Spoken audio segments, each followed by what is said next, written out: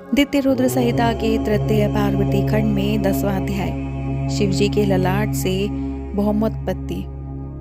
नारद जी बोले, हे विष्णु शिष्य, हे महाभाग, हे विधे, हे शिव भक्तों में श्रेष्ठ, हे प्रभु, आप शिवजी की इस लीला को प्रीतिपूर्वक विस्तार से मुझसे कहिए। सती के विरह से युक्त होकर शिवजी ने कौन सा चरित्र किया और वे उत्तम हिमालय पर्वत पर तप करने के लिए कब आए?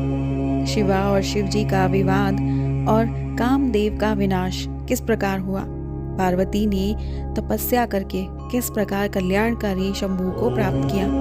हे ब्राह्मण, इन सब बातों को तथा महान आनंद देने वाले अन्य सुंदर शिव चरित्रों को मुझसे कहिए। सूत जी बोले, नारद जी के इस प्रकार प्रश्न को सुनकर लोकाधिपतियों में श्रेष्ठ ब्रह्मा जी शिव जी के चरण कमल का ध्यान करके अति प्रसन्नता पूर्वक कहने लगे।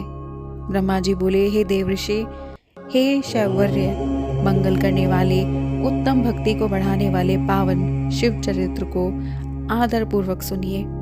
अपने पर्वत पर आकर प्रिया के विरह में दुखी शंभु ने प्राणों से भी बढ़कर अपनी प्रिया सती देवी का हृदय से स्मरण किया। वे अपने गणों को बुलाकर उन सती के लिए शोक प्रकट करते हुए लौकिक गति दिखाते हुए उनके प्रेम वर्धक गुणों का अत्यंत प्रेम पूर्वक वर्णन करने लगे। लीला विशारद वे शिव जी गृहस्थोचित उत्तम आचरण को छोड़कर दिगंबर हो गए और पुनः सभी लोकों में भ्रमण करने लगे। सती के विरह से दुखी हुए भगवान शंकर को कहीं भी सती का दर्शन प्राप्त नहीं हुआ। तब भक्तों का कल्याण करने वाले शिव जी पुनः कैलाश पर्वत पर आ गए। उसके बाद उन्होंने यत्नपूर्वक मन को एकाग्र कर दुख को दूर करने वाली समाधि लगाई और अपने अविनाशी स्वरूप का दर्शन किया। इस प्रकार मायाधीश, त्रिगुणातीत, विकार रहित पर ब्रह्मा स्वयं प्रभु सदाशिव स्थायी होकर समाधि में बहुत दिनों तक लीन रहे। जब समाधि लगाए हुए उनको बहुत वर्ष बीत गए, तब उन्होंने अपनी समाधि का त्याग किया।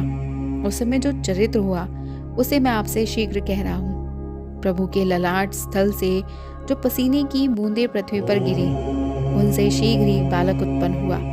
हे मुने, वो 4 भुजाओं से युक्त, अरुण वर्ण वाला, अत्यंत मनोहर रूप वाला, अलौकिक तेज से संपन्न, श्रीमान, तेजस्वी तथा शत्रुओं के लिए दुस्सह था। वो बालक उन लोकाचारार्थ परमेश्वर शिव के सामने समीप आकर साधारण पुत्र की भांति रोने लगा। उसी समय भगवान शंकर से भयभीत हुई पृथ्वी बुद्धि से विचार कर अत्यंत सुंदर स्त्री का शरीर धारण करके प्रकट हो गई।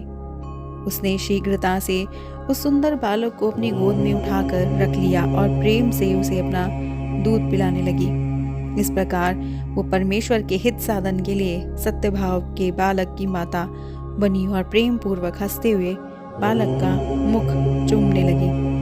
तब कौतुकी सृष्टिकर्ता तथा अंतर्यामी शंभु इस चरित्र को देखकर उसे पृथ्वी जानकर हंस करके उससे बोले, हे धरणी, तुम धन्य हो, तुम मेरे पुत्र का प्रेम से पालन करो।